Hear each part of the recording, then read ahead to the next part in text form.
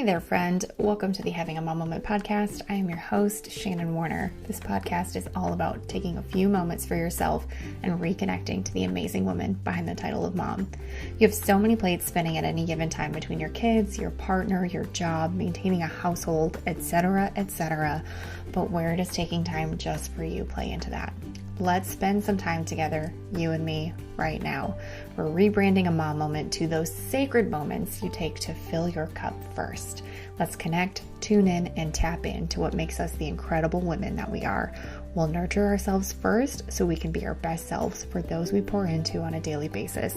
We'll also bask in the beautiful wisdom of other moms to learn about the ways in which they've tapped into alignment in their own motherhood journeys. Come on, mama, it's your time. We're having a mom moment.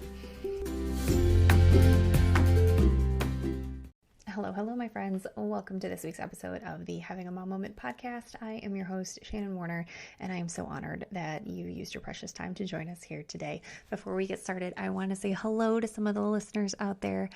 Hello, Lynn Haven, Florida. Hello, Holland, Michigan. Hello, San Francisco, California. Hello, Charlotte and Hendersonville, North Carolina. And hello, British Columbia, Canada. Thank you so much for tuning in. Before we roll into this episode, I just want to remind you that the Mat Leaf Social is coming in January. It is a virtual community for women on maternity leave to have support and connection with other women in a similar stage of life. All of the details are in the show notes, and we would love to see you inside. This week's guest is Siri Baruc Thornton. Siri was born into a yoga ashram in Boston. As a teenager, Siri became immersed in the world of Reiki and over the years has become a master of masters. Siri is also a certified Advanced Mountain Breathwork Facilitator and an Advanced Akashic Record Reader and instructor, and has been working in the clairvoyant field for years. She's developed her own system that is truly unlike any other system. Hundreds of her clients have described their sessions as eye-opening, transformative, and an overall phenomenal experience. She adores working with her clients in this way. On top of it all, she is a mom of 2 boys, and this conversation is just so good. I hope you love it. Hi, Siri. Thank you so much for joining me on the podcast today. Thank you. I'm so excited to be here. This is going to be fun. I can already tell. Can you tell us a little bit about who you are and what you do? Well, who am I? That's a good question. I could tell you some identifiers. Well, I was named Siri because not the iPhone. I came before that. I was born into a yoga ashram, American Sikh yoga ashram, just outside of Boston. And my parents were American Sikhs. They wore turbans and they were meditating and doing yoga and chanting and very dedicated, like a strict dedication to their yoga practice and to that way of life. I was born at home, and it was only the first 2-3 years of my life, but I do feel that my soul chose to inhabit that community. And so my whole life I've always been very spiritual, had spiritual parents, but also been very attracted to spiritual, not all spiritual communities, but specific spiritual communities. And as well as that, I've wanted to gather community. So community has always been really important to me. And I think it's important to everyone, that we have tribe, and that really is something that we've sort of lost a little bit. And I'm constantly wanting to create. And I feel like that's how you and I met, is we have this sisterhood, the sisterhood tribe. So I grew up actually in Vermont and learned Reiki as one of the things that I was interested in because my mom was a Reiki master. I was also an actor all growing up, going to acting camps, and then I went to college for acting, and then I did more, community theater, and ended up out in LA because I was so in love with the Meisner technique and with acting and with that world, and continued my studies in Reiki, continued practicing Reiki wherever I was. So I kind of bounced around between the West Coast and the East Coast quite a bit. Then I found Buddhism. Nichiren Buddhism, which is a specific type of Buddhism where you chant Nam Myoho Renge Kyo. That attracted so much goodness into my life because I got real serious about that, and had a community, had a sisterhood, which was so helpful, like really helped me put my roots down into LA, which was hard before that, to like really feel grounded there and really feel like I was home there. I kept trying to be an LA person, but I was really an East Coast, like Vermont, New York, Connecticut person. Attracted my husband, and that's a whole story in and of itself. But he and I lived in LA for a while, had a couple kids. We birthed both of them at home and in water, and have a little cute dog. And then recently, at the beginning, well, it feels recent to me still, but at the beginning of the pandemic, left LA and moved near family to a place called Camas, Washington, where we are now, which is 20 minutes outside of Portland, Oregon. I skipped over a part where I learned Akashic Record Reading, which is very powerful way of tapping into infinite wisdom. And so I've done a lot of one-on-ones with helping people to see and remember what they're ready to see and remember, and what's on their heart and mind, and kind of help them using spiritual tools to get clear on what they're needing in their life. And then I've sort of like circled back to something I was already doing years ago, but more recently my passion has become all about breath work, and specifically the type of breath work I do I've called it mountain breath work. So I teach Reiki, I teach Akashic Record Reading, and I teach mountain breath work. I also have started a course, a 3-month course, where it's a community container where everyone can come together and learn how to be certified in level 1 and level 2 Akashic. And so basically, in a nutshell, is that I've really leaned into the spiritual teaching, breathwork, Akashic, Reiki, and acting is kind of a little bit on the back burner, although I have a podcast as well called The Authentic Creative, where Hollywood meets healing. And that is a way for me to really stay saturated in the world of creatives, actors, writers, producers, directors. I'm also a mom, as I was sharing. So that is a big part of why I'm here today, to talk to you about mom stuff. So I've got 2 boys, 8 and 10, and they're lovely and have all sorts of, big, beautiful hearts, and also some challenges that they go through, and lots I'm happy to share with you about being a mom and my journey as being a mom. So I'm open to whatever what journey you want to go on with talking about mom stuff. I love all of this so much. I want to like pick apart every piece of your story, but I know we don't have time for that today. But I am fascinated. I knew a little bit about, your background beforehand because we had met before, but you've blown my mind with all of your areas of expertise and wisdom. Like it's so amazing. And just like how you glossed over the fact that you like grew up in an ashram, like that's an everyday thing, by the way, I love all of it so much. How do you think this has impacted your motherhood journey? Because you've got a lot of wisdoms and modalities to pull from that I would say the quote unquote average mom may not have in their toolkit. Yeah. Well, it's interesting because the first thing I thought of when you asked me that is the fact that I have this recording on my phone, which is of me doing a visualization of grounding and running energy that I learned from a couple different mentors. And that has become a ritual every single night that I actually play the recording from my phone, even though I'm there live. My youngest likes it if I play the recording. So I think maybe it's just the kind of predictability of it, the ritual of it, is of me running through grounding, running his energy. And that's, I think that will affect them in the long run of how they are in the world. And I'm sure it does now. Um, I didn't have that particular tool at such a young age that they have, and I think that would have really been helpful.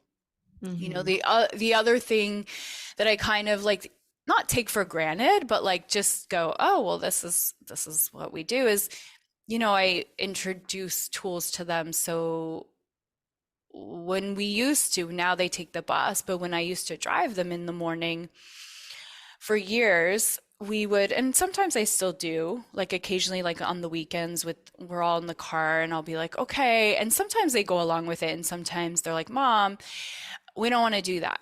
But I'll have them set an intention. What's your intention for today? I'll have them say, pick a grounding cord. Like, is it a sequoia tree? Is it a mountain? Is it a gushing waterfall? Is it a monkey tail, a carrot? Like, what's going to connect you from your root chakra down to the core of the earth today?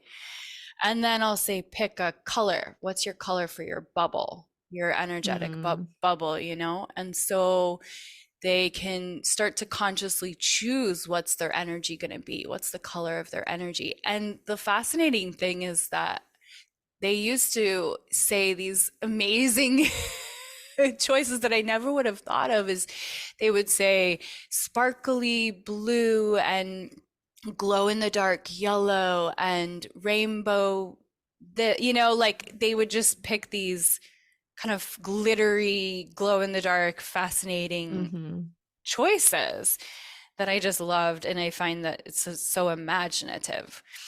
So there's that, and that's affected. And then, of course, not of course, we also, it's of course to me, but it's not of course to anyone else, is we also chant. So my husband and I both practice Buddhism, and so we chant morning and evening, and sometimes it's 5 minutes, and sometimes we miss chanting, but we try to.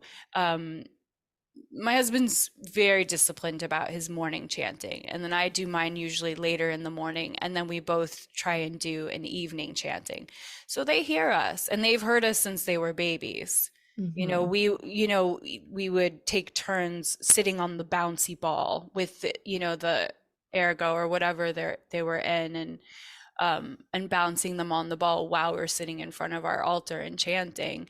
So they, would fall asleep to hearing us chanting. Oh. And the other thing that's interesting is as I'm going, I'm like realizing all these moments is actually my firstborn born at home, and he, it was 37 and a half hour labor, including like the pre Oh my gosh. laboring. And he would not come out until I got everyone chanting. So my mom was Wow. chanting, the midwife was chanting, and the doula was chanting, my husband, me, and then our whole kind of support group of people that were in our Buddhist community, they were chanting, not they're present in our home, but like they were doing what we call domei, which is chanting somewhere else at the same time as us. He was like, I'm not coming out until everyone's chanting. And that Oh my gosh. I was like, I think we need to chant now, guys. And so they did, and then he did come. Yeah, there's all these various ways that they're seeped in these spiritual tools and practices that my husband and I use, um, that I think will continue to inform them, especially as they get older. Mm-hmm. I love all of that so much. And it reminds me of, I have a 6.5-year-old and a 20-month-old, but I'm newer to like meditation and things in the last couple of years. And the first time I suggested it with her, she's like, yeah, cool, let's do it, And then sometimes in the car, can we do a meditation? When I was driving her to school, same thing. She's on the bus now, but can we do meditation, Mom? It's only like 6 or 7 minutes in the car, but it's enough for them and they love it. Like your kids are so happy to pick these things up that you suggest to them, like, I trust you. Sounds like a good idea, Mom. Cool. And then they just run with it. They love it. It's so Yeah. accessible. Yeah. Yeah, I feel like when they're young, they're so open, and then as they get a little bit older, I don't know if this is true, but it feels like it's true, especially the boys. I feel like they get a little bit more shut down, but I've never had girls, so I don't know. But it feels like the boys are kind of taught to kind of harden a little bit as they get older, and Yeah. they have to kind of, feel like they need to be a certain way, and so they get a little less open about certain things. But yeah, I think that when they're young, it's good to get in those practices early. Mm-hmm. Well, also we were doing tapping. I don't think my husband's still doing it with Phoenix, but Phoenix is my oldest. But they were tapping together in the mornings. I love that. Yeah. Wow. Well, and if they do harden, as you say, at least they've got the tools to fall back on when things get muddy or hard. Yeah, but well, Yeah. I mean, I rejected Reiki when I was a teenager, when my mom was trying to teach me about it and do it on me. At first, I was very kind of jaded and skeptical about it, and oh, mom's doing this thing, so therefore, I'm going to reject it. But of course, as I became more enmeshed in life and life's challenges, I reached for that tool. Yeah. Give me that thing. Yeah, Yeah. yeah. I wish Yeah. I had some of that. I wish I had that. At least I found it, I've with meditation and things, at least I found it recently. Better than late than never. But yeah, if we can instill this in our kids. And I know a lot of the schools, and it's a hot button issue for a lot of people, but a Hmm. lot of the schools are trying to bring mindfulness practices into the classroom because it is so beneficial. And they Yeah, and deserve like it. what, but it's so funny. Well, why would it be? Oh, because it's connected to certain religions sometimes. I think, yeah, I've lived in a lot of like Bible Belt areas. So I hear a lot of the other side of like, that's not their job to do that. That should be a home Oh, thing. And separation. it's not Yeah. even like full on meditation. It's just like, and it gets intertwined with the social emotional learning aspect of like naming our feelings and empathy towards others and all of these things, and like taking a moment when you feel elevated and breathing to come back down from an elevated state and things like that. And some people don't like it because I think they do think it's against their belief system, Hmm. you know. Yeah, interesting. Yeah, I like the school that we're in now, and we chose to move here because it was a 10 out of 10 school on Zillow. And it just so happens that it's what I was looking for, that we didn't Mhm. really find in LA. We found it kind of here and there, but is this approach of the whole child. And Mhm. usually you only get that if you're in a private school, but this is a public school that actually cares about the whole child. I love that. So there Yeah. is that social emotional learning and understanding of mindfulness, and I don't think they have like a specific program, but I did see yesterday on my Facebook memories a video when we were homeschooling during Mm, COVID of my youngest meditating, and they did have some sort of meditation that day. that's awesome. I think COVID really kind of woke people up to needing and wanting and realizing that mind, wellness and having a high vibration and all of these kind of spiritual practices, how important they are. Yes. For Yeah. sure. For sure. It shook up our whole world, which I was telling you before we started recording. We lived in North Carolina, which was beautiful and amazing. Asheville, especially, is just so magical. And we were looking around going, is this really what we want? Like, this location's amazing, but now that the world is on its head, is this really what we want? To be so far from our family and be in a beautiful place, but like that's all we really love about it outside of our little circle. So yes, that totally resonates with just like having to kind of go inward. And It's interesting because I've met a few different spiritual people that live in Asheville. really, It keeps yeah, coming up in the spiritual realm, so I'm like, what is it about that area? supposedly there's a vortex in Asheville. I've Okay. heard I've heard this from several sources. I don't know, but what's interesting, it's kind of changed in 2010, we moved there around 2010. And then around that time, they did like a big tourism push. So like tourism really ramped up and then people just started moving in droves. And I mean, you could see the boom happening as we were there. Um, but it kind of like, I don't want to say chews people up and spits people out, but it's very temporary for a lot of people. You meet a lot of people who come, stay for a few years, and they leave. And Interesting. yeah, it's super interesting. Yeah. Yeah. And we loved it. But again, it was like the family and the support and the, we were talking about community, that piece that we needed for us since we had one daughter, we're planning on having another child, like that was here in Michigan. But yeah. So tell me, what is it that you're seeking to share with your audience about being a mom? Like what does your audience need to know more about or be validated about? That's a good question. The whole premise was to help women reconnect to the amazing person that they are behind the title, because it's so easy to lose yourself in it. And guests have shared some really phenomenal ways that they've reconnected to themselves or the work that they do.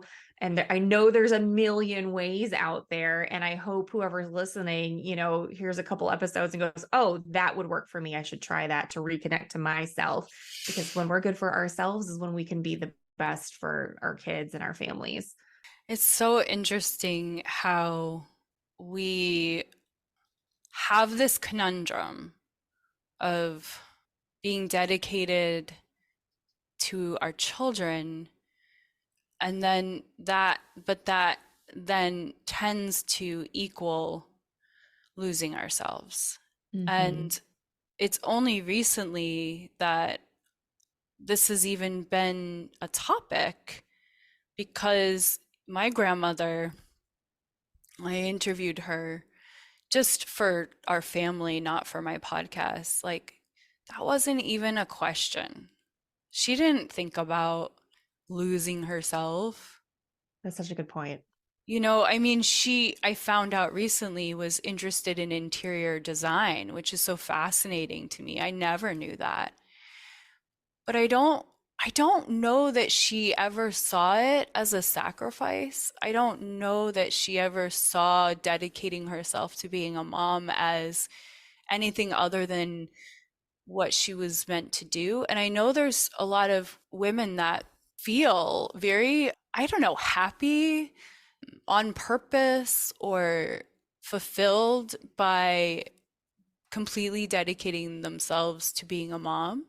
I know there are women out there like that. I've heard that there are, and I know some of them. I just had coffee with one of them. And I go, well, that's not me.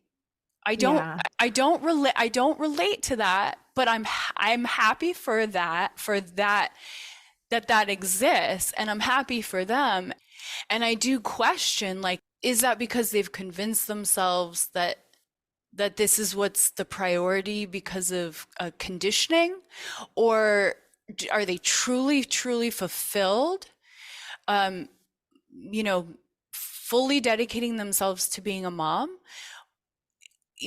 Or is it just maybe some people are just more kind of apt to need something outside of motherhood? It's an interesting thing to look at.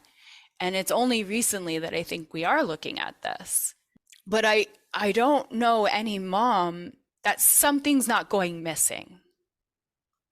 Like, it has to, because all of a sudden you're responsible for another being, when you're beginning, and if you're nursing, or even if you're bottle feeding, like that is a full-time job. Yeah. So how do you not lose something? Yeah. And you have to become a different person. You have to graduate. You naturally graduate into being this provider in this way. It's not really prioritized in our culture to continue to nurture what our needs are. So we've got like the word self-care now, And I think that's been helpful.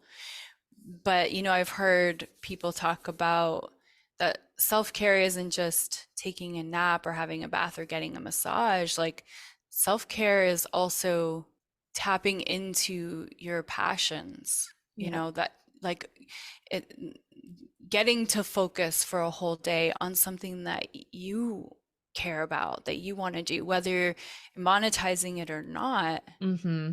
I was very dedicated with my first child, and then with my second one, I started to, learn later on, not in the beginning, but later on, like how me being the example of taking care of myself is really actually what's best for them.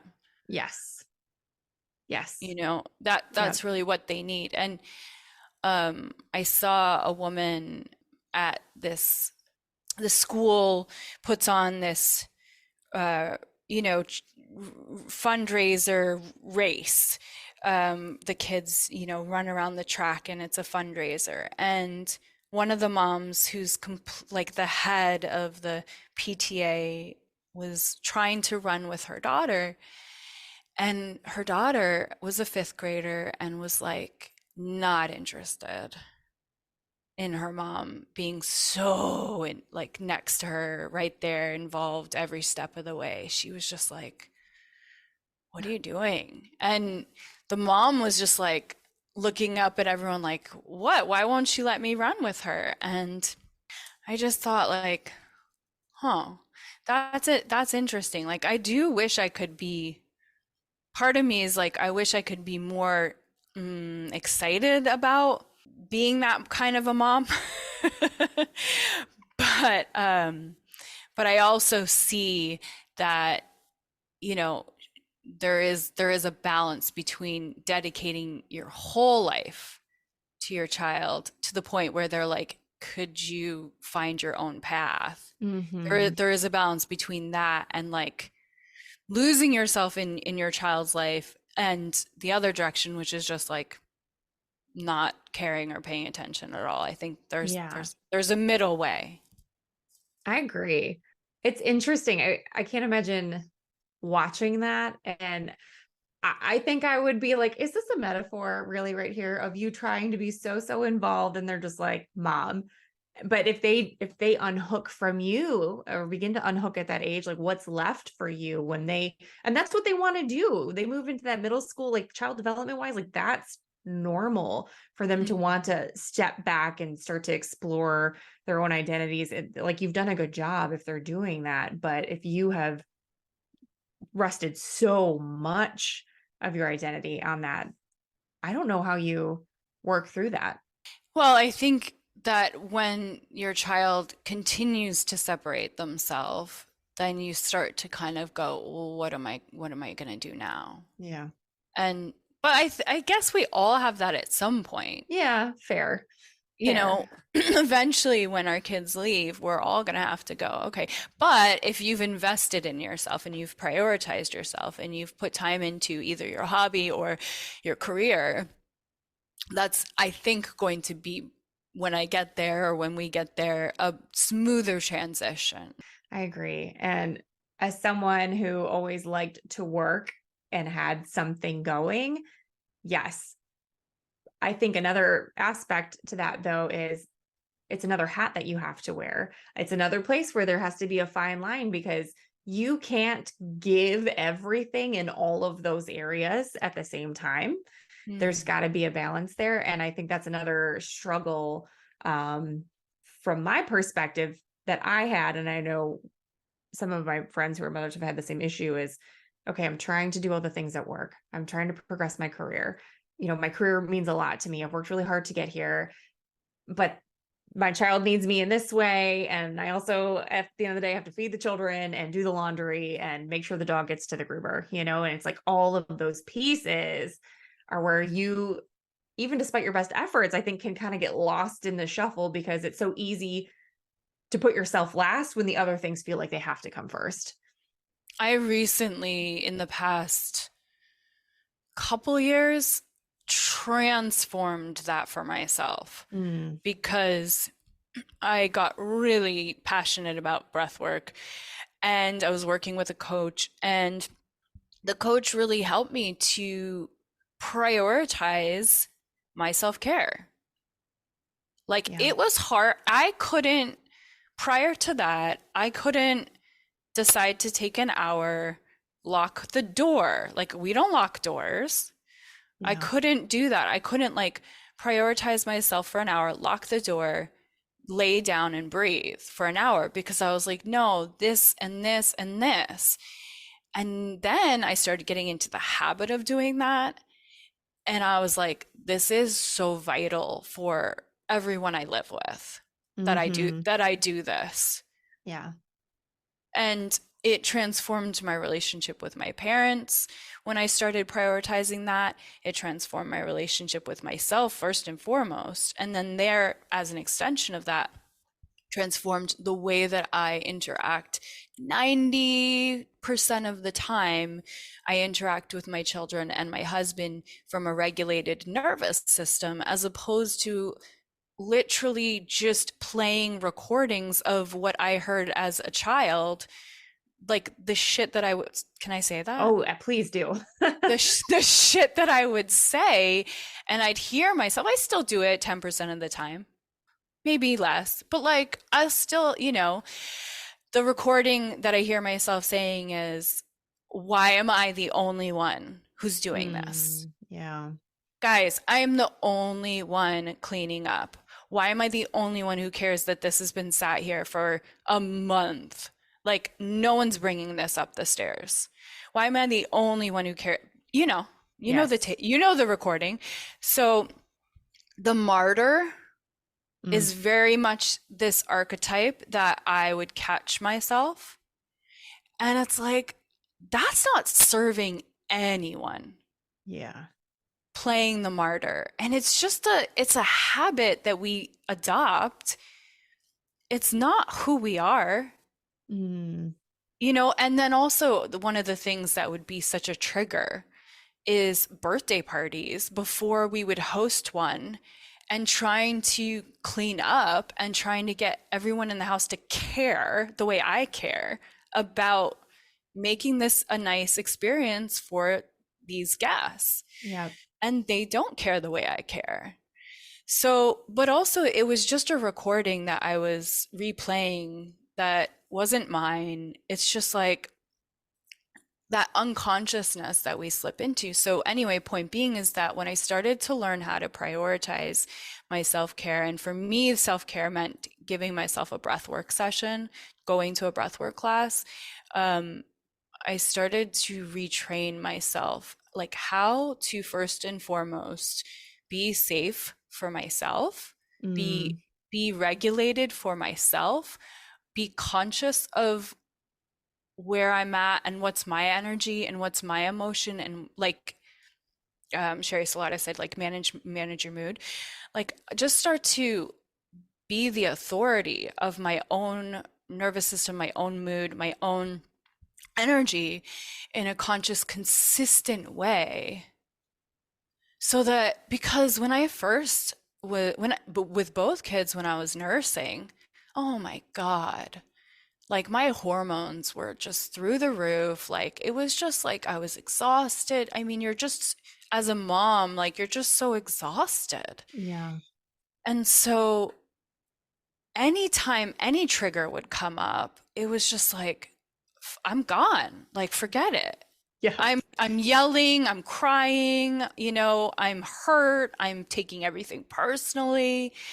And the other thing that's transformed recently that I recommend, and I do think it's important to have feng shui and tidiness and make consciousness around in your house with your energy, but I don't care anymore about my laundry and their laundry so much. I just leave it in the closet in the corner off to the side. I leave it in a pile. I don't care. I'm not spending. I was so miserable. I felt like such a 1950s housewife every time I would be folding laundry. Yep. And I'm folding their laundry, I'm folding my laundry, and I'm like, I am miserable. I feel so unhappy right now. Well, why does it matter? Honestly, Yeah. my clothes don't look any more less wrinkled. They really don't. Yeah. I leave them on the floor in a pile or in the basket. I wear it out of the basket. I don't care. Yeah. So I gave up, and that is very freeing. Yeah. And then also just like giving them the responsibilities to do their own laundry. I still do my youngest ones, but with my older one, I'm like, if you don't do it, you don't have clothes. It's not going to be my priority anymore. I don't live for laundry. Right. And with the dishes, like, it's like, what's your level of comfortability? Sometimes I'm gonna go for a day, and that's okay if the dishes Hmm. are in the sink for a whole day. Honestly, I don't care. Yeah. Yes, in an ideal world, it's all perfect and sparkling and folded. Of course, I'm a Virgo. I like order. Yeah. I'm a perfectionist, but you just kind of stop. I recently had an injury. I fractured my toe and I couldn't, Mm. it's like a lot of work for me to get up and down the stairs still. So that was a big impetus to start to just let it go. Mm. Just So let it. interesting. Yeah, I remember you sharing about your injury and it just sounded like such a pain, but like maybe, there's some value in it because when you have no other choice but to let go. Yeah. A lot of benefit in being just the receiver of everything. Like, not I wasn't able to be the provider Mm. for 3 months Wow. in terms of the home. Yeah. I can't provide this every snack and every meal and every you Yeah. know where's my socks? You have to find it Yeah. yourself. Yeah. Yeah. You're gonna have to look. Yeah. If I got up right now and I started looking, I would find it very quickly. All of a sudden, now, after 3.5 months of me not doing those things, now my husband knows exactly where my sneakers are all the time, all of a sudden. I don't know. We like The switched awareness. roles. Well, good. That's an Yeah. interesting change of pace. Yeah. Wow. So it's interesting because, we talk about in our group like codependency, Yeah. and that I think that's really what we're talking about, isn't it? It's Yeah. like, and of course, obviously in the beginning, like when they can't do anything for Of themselves, course. of course you have to be Yeah. codependent. Yeah. But I am learning, I do like still do, I just still occasionally wipe a butt for my youngest. Occasionally I will wipe a butt, but for the most part, I'm really like trying to have the patience and the discipline to not do it for them. Ooh. Yeah. I'm trying because it's the impatience for me that doesn't allow me to let them figure things out. Yeah. And I love that you brought up the codependency piece because in our realm that we've been existing within, um, it's a lot of like, relationships more on the adult level, but like you're right, on the kid level too. There's a time where they're able to be more independent, and what a gift you're giving them by allowing them to be more independent and then being patient with that outcome while you're letting them find the socks that are inevitably going to be found. I mean, I love babying my youngest because it feels good to be the mom in that Yeah. way and to be needed in that way. But so I don't have a handle on it, but I am working on it. I am, and I'm seeing the benefit. I'm like, oh, wait, oh, I get it. My job Yeah. is to my job is to make sure that you guys are the most capable beings that you can be. Mm, That's my job. yeah. So when I remember that, I'm like, okay, don't do it for them. Don't yell at them. Don't scold them. Just help them to be empowered. Yeah. That takes patience. Yes. So much. I love how you said too, like what your actual job description is as a mom, because I find myself getting caught up in the things like, of course, I'm going to make sure that you're fed and clothed and clean, like, of course. But like, I keep hearing myself say, like, when my 6-year-old's like, I'm bored. I'm like, I'm not your entertainer. Like, I gave myself permission a long time ago. Like, I am not the clown at the circus. Like, I'm not going to put on a song and dance routine for you. Like, I will provide you with some ideas. Go forth and entertain yourself, because that's not my job. And I am so glad I set down that guilt. But I know for anyone listening, there are probably areas where they're like, oh, I'm holding this and I don't need to hold that for them. They're fine. Yeah, I gave that up from the beginning because I don't want to. And Daddy does want to, thank Yeah. goodness. But also, I say to him, like, you don't have to say yes every time. Unfortunately, I feel quite guilty about electronics. I really do. And also, I grew up watching TV all the time. So in my mind, I'm like, okay, well, I'm fine. Yeah. Yeah. But am I?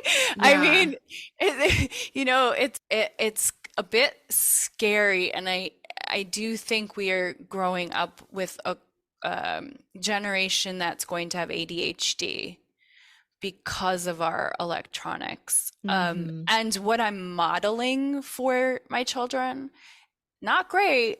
Yeah. Not great. Same. I am on my computer and my phone all the time. Yeah. So I don't love that. And also, it's tough because I'm an entrepreneur and that is how I run my business. Right. It's interesting. I'm glad you said this. I was actually thinking about this myself, because we have befriended the TV. Yeah. It's like, it just is like for the longest time, and we're not that way so much anymore, but for the longest time, if we were home, it was on, and it didn't even mean that we were sitting in front of it as a Mm-hmm. family. Like, we could be doing other things, but it was Mm-hmm. there in the background. Mm-hmm. And it's not that way so much now, but we were noticing as we started to ease off, the more our older one would just like totally lock in. Like, she couldn't even hear anybody. We're like, hey, come on, Mm-hmm. we got to go. You got to brush your teeth, whatever. And it was like, what? So like, we feel like we've done better in that part. But then this morning she asked, oh, can I do one of the kids apps on my phone, which I usually have on my phone for like, oh, if there's a long wait while we're at the doctor's Mm-hmm. office, or like, it's going to take longer than I Yeah. thought, whatever. But it's so easy to be like, sure, sure. I've got these 3 Yeah. or 4 things to do before we head out the door, and just handing it to her. And it's like, it's educational, but like you said, what is going to be the result in the long run, and what are we modeling? It's hard. It's a hard line to walk, and they're digital natives, so it comes so easy to them. You hand them the phone, they've got it figured Yes. out. It's too easy. Yes. Yes. So I don't have the solution. I am not disciplined personally myself, Yeah. in terms of knowing when to put the phone away. So I do feel like that's a place, because you were mentioning mom guilt. And I'm just going, yeah, that's my mom guilt right there. Yeah. That's my mom guilt, is the screen time. Yeah. It's just like you said, it's so easy. Here, it's a built-in babysitter. Yeah. Here, you're happy. I get to do what I need. Yeah. Everyone's happy. But Right. what's the problem with that is, then you see they're not, at the age they're at now, they're not taking care of themselves, or they're getting grumpy, or they're dysregulated, or they're distracted, or, they're not engaging at the dinner table, or they don't, like when I was growing up, I'm sure for you too, well, I'm not sure, but I'm guessing that we sat at the dinner table until you were dismissed. Not my For me- experience, but I didn't have really? like a typical like nuclear family unit situation. But I'm not saying it was like mother may I, but it was just sort of understanding yeah. that you stay at the dinner table until everyone's done eating. Yeah. Yeah. Well, with my youngest, like he just dashes off. As soon as he's done eating, he can't eat quick enough. so Yeah. he can go back and be on his electronics. Oh, And it's tough because I'm like, do I do the traditional thing? That's the constant choices that I find myself mm, needing to make, is like, do I do the traditional thing that I grew up with? But it's like, but why? Well, okay. And yeah. so we were talking yesterday about like, guys, we need to have a family meeting every day. We need to check in and how is everyone doing? Because otherwise they're getting in a fight. And why are they fighting? Well, what's the root here? I'm like, okay, so you had it. When we check in, we find out that, like, one of them had a tough day because XYZ with their friends. The other one felt lonely today. And Mm, that's why they're fighting, yeah. and it's like, well, that's normally you would do that at dinner time. We're not really doing that at dinner time. So yesterday I was thinking, like, how do I cultivate an environment for these boys, a culture of that it's okay to hold space for each other, that it's Yeah. like that it's okay to talk about our feelings, that we can be safe for each other and processing how our day was. Like, Yeah. we didn't learn that kind of Right. language or, you know, emotions and processing emotions, most of us as kids. Unless you had a really unique, special situation where Right. your like parents were guidance counselors or something. Right. Right. So, it's just something that happened yesterday where I'm going, okay, I need to really cultivate this, a processing. Mm. Also interesting because we do that now. I mean, the family meal, and I didn't have that growing up, like, unless I went to my grandparents' house, like that wasn't a thing that we ever did. It was just the way we lived our lives. And so we've started doing that in the last couple years.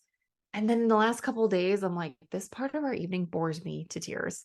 Like so like I want that check-in experience, but I'm examining, like, why are we really doing this? Because really, my husband, I'm very fortunate, loves, I won't say loves, hates cooking less than I hate cooking. So he is happy to do it because I don't want to do it. Mm-hmm. But Mm-hmm. he's very regimented in what he eats and is always on some kind of diet depending on what goal he's trying to achieve in the gym, whether it's bulking up, slimming down, Mm-hmm. whatever. Mm-hmm. So he always eats something separate. We've got a toddler who likes to try things, but is a toddler, so can't eat all the things, or the things need to be chopped up. Yep. 6-year-old who is quite picky, Yep. and if she's not going to eat it, she's not going to eat it. And then there's me, and I'm somewhere in the middle where I'm like, I don't really want to eat chicken nuggets, and I don't want to eat your bland shredded chicken thing that Yep. you're doing. So we've got all these actual meals going on, Oh, and sure. everyone eats at different paces because of it. And I'm like, why are we forcing ourselves to sit down here together? Like, I think it's great to have the time to come together, but like, does it have to really be at the dinner table? But it Well, feels so that's the forced. thing. I think Yeah, that's the thing, is like exactly. really looking at, well, what's going to work for your family. So Yeah. maybe you don't have your family meeting at dinner time Yeah. around Right. food. Maybe you have a check-in at like 4 o'clock in the afternoon where Yeah. you all sit down together Yeah. without food and you Right. just process your day together. Or maybe it's at bath time. I don't know. Yeah. But I think it's like what works for your family, right? Yeah. Right. As opposed to just being like, well, Yeah. this is how everyone does it, and this This is is the what we're supposed to tradition. do. Yeah. We better Yes. do it, even though even though no one is invested in this. Yeah. Yeah. Goes back to that like recording thing you were saying of like, why am I replaying this? Where is this coming from? Such a good point. Yeah. And I Yeah, keep saying, like, you got to set things down that aren't serving you. But here I am doing things every day that I'm like, why am I actually doing this? I so relate to that 4 different meal thing because Mm. my husband, same as you, and he was doing keto for a while, right? And so then, and I'm not a vegetarian, but I tend towards, I don't like to have meat all the time. Yeah. Yeah. And then my 10-year-old's a vegetarian Okay. and only eats specific things. And then my 8-year-old's lactose intolerant, Oh my and gosh. he's sick of mac and cheese. Like he's like, I'm Sure. done. He's like, I am done with mac and cheese. About 2 years ago, he was like, no more Yeah. mac and cheese. Oh my gosh. Very specific picky eaters. And so Yeah. it was like I was doing HelloFresh. I was making 4 different, I was doing like one kind of HelloFresh for him, is like too Wow. much. That is too So much. how do you, and it was like, how do you streamline this? How do you make this make sense? Now, like you were saying, my husband does lately because of my injury, he's been doing all the cooking where I was doing it before. I was doing a HelloFresh. Now he does it. And I'm like, I am happy to clean up as Yeah. like I will clean up every time. If you keep, I just appreciate the shit out of you. Yeah. Like if you're gonna cook, because he's better at it than I am. Yeah. Same here. And it's funny too, because you think you've got so many areas like on lock, I'm like, I've set this junk down over here. I've set this junk down over here. And still we're just repeating a pattern of like, but I didn't grow up sitting down for family meals, and I'm okay. I don't feel like I missed anything. I don't feel like I'm lacking in any capacity. I don't feel like my parents loved me any less. It just didn't fit into our lifestyle. Not that it didn't ever happen, but it was not our norm. It doesn't need to be the norm. Why are we doing this to ourselves? Yeah, well, I think it, Um, like you said, it's what works for you guys. yeah. But I do think there is something really important about finding a time where you can come together as a Yes. family and like whatever that is for you, where you're not on screens, where Yeah. you can process with each other. How are you doing? How was your day? What's going on for you? Yeah. What do you need support with? And Yeah. what is our schedule for the weekend and all that kind of Mm. stuff.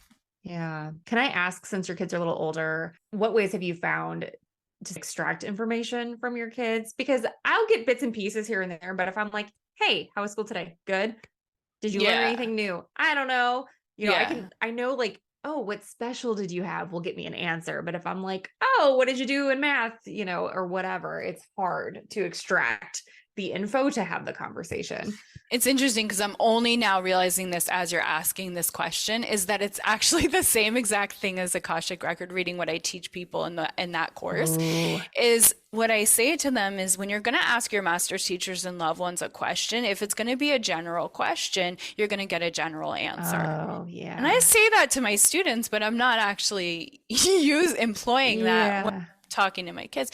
We did have the school gave us a couple years ago this list that I taped to the fridge, and then I put it in like a plastic sleeve, and I had it on the dining room table for a while. Now it's gone. I don't know where it's gone, but it was a list of very specific, unique questions. Mm, And I would hand it to them and I would say, "Can you look at this list and pick one of these and answer it?" And it didn't really work. So I oh. I don't have the solution, but what I do think is working is that when they decide that they want to share in their own timing, that I make a point to listen Yeah. and put the phone down. Yeah. And because my youngest will like to share right before he falls asleep, and actually same with my oldest. Hmm. And that is so special when that starts to happen, when they start Yeah. sharing. And then I have to really be present for that. I think that's the important thing is not forcing it because I don't like that. I don't want to be forced to talk about things either in True. a specific timing, right? And so, and also if it feels generated, like you're just asking me because you think you should. Oh, yeah. And I Yeah. think they're so smart and They are. we kind of forget how Yeah. intuitive they are. And they can probably tell that I'm just trying to be a good mom right now. They can Mm, probably tell that as opposed to me actually being interested and being like, oh, so I know this thing is coming up that you're about to do. And like, how are you feeling about that specific thing? If I'm yeah. really curious. Yeah. I think they Yeah. probably know. And so I think if it comes up for them organically where they start to share something, and then also like I know my husband does Cub Scouts with our oldest, and I think like they have a really good bonding experience when they do activities. So I feel like that's another way of getting that bonding happening is just like do specific activities. Now, because I have two boys, I feel like we don't have a lot of activities that we both like that are like the same. I spent this one Christmas getting all this stuff off of Etsy that was like crafty. I was like, we're gonna make candles. We're gonna do stained glass. We're gonna make soap.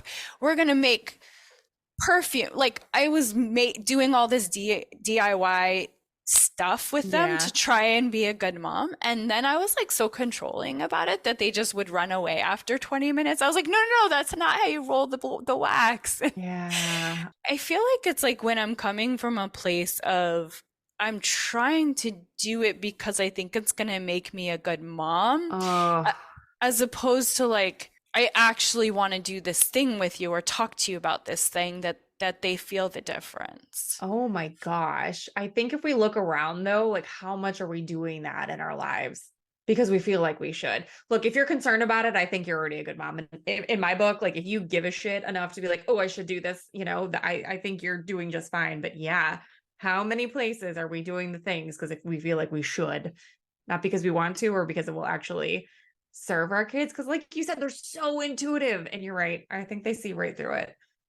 The other thing that Mm. I struggled with is I was a theater kid and my kids were interested in doing sports and I was not disciplined about because they're so young, and so I was not disciplined about making sure that they did every single thing, like showed up, Yeah. because all of a sudden it was like, because it's a volunteer thing, and so sometimes it would be one coach and it would be one way, and the next time it's another coach and it's Mm. another way, and so the new coach was like, we're gonna have 2 practices a week, and I was just like, I don't want to go. He doesn't want to go, so I didn't make him go. But then the soccer moms who grew up as athletes were like, Yeah. you just go. You do the thing you're supposed to do and you do it. And you just show up. You're both miserable, but you do it anyway. And here, the thing is, though, is I do feel like there's something to that discipline that you're teaching your child discipline. Sure. So on one hand, I'm like, that's great. Like that really truly is important. And like showing up for your team, being disciplined, doing it even when you don't want to do it and doing the Yeah. thing but and then on the other hand, it's like, I also am like from where I come from the spiritual standpoint of like that your body comes first and you listen to your body and you check in, and like if you're not feeling well or if like you need a break or you're overstimulated from your day, like to also like listen to that. And Yeah. so it's a very fine balance that I'm figuring out of like, how do I teach them discipline and showing up, but also really checking in with themselves of like what they need and like prioritizing their health. Yeah. How's that going? Well, I think I've gotten more on the side of making sure that we're going to be more disciplined about showing up when we make a commitment, and then whilst also teaching them by way of example, like Yeah. how to take care of our body and ourselves and like check in with ourselves and be our own highest authority, Yes. as That's a opposed to beautiful like, balance. yeah. I think that's so important if they can learn that now. Like you said, there are times you're going to have to show up. If you commit to something, you're going to need to show up, but still honoring yourself first. And it doesn't mean that you don't go at all. Sometimes there'll be occasions where you don't go at all, but maybe it's you go and you sit for a few minutes or take a few extra minutes to warm up or whatever, or advocate for yourself with your coach. Like, hey, I need a minute. Like I'm here for the team, but I'm going to need a couple minutes, and giving them that power to do that at a young age. Yeah, I can see how beneficial that'll be for them in the long run. None of it's easy though, is it?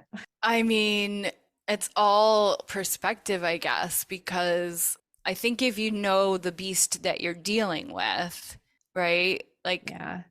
okay, this motherhood thing, this being a parent thing, some days is gonna be easy and some days it's gonna be hell. If you just kind of know the beast you're dealing with, I think it's easier to accept it as opposed to just feeling at the mercy of it. Ooh, that's so good, Siri. You're right. Because we don't really understand what we're signing up for Never. Agreed. Agreed. until we're looking back at it. Right. Yeah. Yeah. Yeah, Yeah. we don't understand. I've spoken to enough women, in my own personal life, and then through this experience of women raising their hands and wanting to share their stories. And they all have something that they're like, I had no idea this was going to be part of it. How could I have known? That's not what, it wasn't in the books. It wasn't in anything I saw on TV or read about. This was the thing that brought me to my knees, and there was no way I could have known, even though all this other stuff is so beautiful and amazing. And I'm so happy that they're here. And because you wouldn't have kids if you knew. Yeah. And there's right? Like, and I feel like there's 100 things I could say that about. Like, I didn't know any of this was going to be as hard. I had such an idyllic idea when I'm a mom. Oh, it's going to be this and this and this, because I saw how my parents did it, and I saw what my siblings needed, and and I'm going to do it this way, and it's going to be so great, and I'm going to be such a good mom, and I'm going to love being a mom. No. Yeah. Most of the time I'm not loving being a mom. Thank you for saying it out loud, because I have those moments too. And I'm thinking it and I'm like, am I being kind to myself right now? Like, no, this actually just sucks in this moment, and that's okay. Yeah. I wish we all had the courage to acknowledge out loud, yeah, sometimes this is shitty, but that's okay. Yeah. Oh my gosh. It's the hardest job you'll ever do. And I do believe it is the most rewarding. I do believe that. Yeah. It's just like the polarity of the example for us this weekend. We have a 20-month-old, and she's hard because she wants to get into everything and like trash the house. It's like, you're fun, but the weekends are rough. So we were like going through it with her and with our tiny teenager. And then we took the tiny teenager's training wheels off, and she took off like she'd been riding a bike for weeks without him. We were just like, oh my gosh, we were about to punch ourselves in the face earlier, over all the drama in our house. And then look at her go. Like, this is so amazing. And she's so proud of herself, and we're so proud. It's just like both things can exist, but I feel like that's like life, isn't it? Yeah, it's like, sure. life is really hard. And then there's those moments where you're like, this is a freaking miracle. Yeah. This is the most beautiful. I'm so grateful that I get to wake up and experience this life. I think it's very similar to that. Yeah. Yeah, I would agree. This conversation has been so juicy, and I could talk to you all day, but I know we don't have all day. So can you please share with our listeners your offers and where people can find you, how they can work with you? Thank you. So as you heard, I facilitate Mountain Breathwork infused with Reiki. And so if you're wanting to take a minute to yourself and prioritize yourself so that everyone in your household benefits, and truly like see what that feels like. And it's not necessarily the first time, but if you can get into a practice of that, of prioritizing your well-being, everyone follows suit. They follow your vibration, right? So that's Tuesday nights and Thursday nights at 8:30 p.m. Pacific, and Sunday mornings at 9 a.m. Pacific on Zoom. Okay. If you happen to be local to Portland, Oregon, or Camas, Washington, I'm going to be doing in-person classes starting October 8th, Sundays at 2:00, and that's for an hour. I also offer a course on Akashic Record Reading, which is also like just sisterhood and bonding and getting your heart's answers and getting clarity on your life and your career and what you're wanting, a motherhood, whatever, how to be a better mother to your children. You can ask anything you want on your heart and mind. And that course is on my website as well, sageandblushwellness.com. I also do retreats, and I teach Reiki. I give Reiki in person and online. So all the different services, I have many, many services, one of which is actually spiritual doula support. So helping women that are trying to get pregnant or that are pregnant or just have had their babies. And I didn't even get into that, but oh my gosh, I love it. Yeah, so that's all on sageandblushwellness.com. And especially if you're wanting to have a natural childbirth, like a home birth, that's something that I can coach you through. Wow. Your spread of offerings is so incredible. And I wish we would have touched on the spiritual doula piece. You may have to come back and share about that, because that's amazing. Yeah, I totally forgot. Amazing. Wow. Well, Siri, thank you so much for your wisdom and your time and sharing your journey with us and all the pieces. I love when we can discuss openly, the good, the bad, and the ugly, because it's all part of the journey, but it's all good. Yeah, I think it's so important. Our parents didn't have Instagram where they could see other moms talking about what's really going on. So Yeah. this is so important what you're doing. So thank Yeah, you. absolutely. It's been a gift. I've learned so much. And like I've told some of the other women I've spoken to, these moms drop this little nugget of wisdom and they don't think it's anything. I'm like, did you hear what you just said? How profound that was? Like we've all transformed so much through this journey, and we have so much wisdom, and we need to give ourselves so much more credit for our experience. So happy to share it. Agreed. Thank Thank you. you, Siri. Thank you. This is wonderful.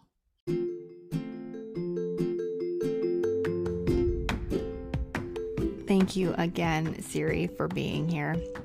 I hope this episode gave you some permission to examine some of the things that you're doing and consider if it's a recording you're putting on replay that no longer serves you, or maybe never served you in the first place, or if it's just a pattern that you're repeating and you're not sure why. Give yourself the permission to set it down today. If you enjoy what you're hearing on the podcast, please follow and rate. It would mean so much and help spread the word about the podcast to others who may also enjoy these juicy episodes. Until next time, come hang out with me on Instagram at Having a Mom Moment, or on Facebook also at Having a Mom Moment. And if there's something you'd like to hear about on a future episode, go ahead and drop me a DM or shoot me an email at havingamamoment@gmail.com. In case no one has told you today, you're amazing, you're loved, and I'm so proud of the beautiful human that you are. Take care.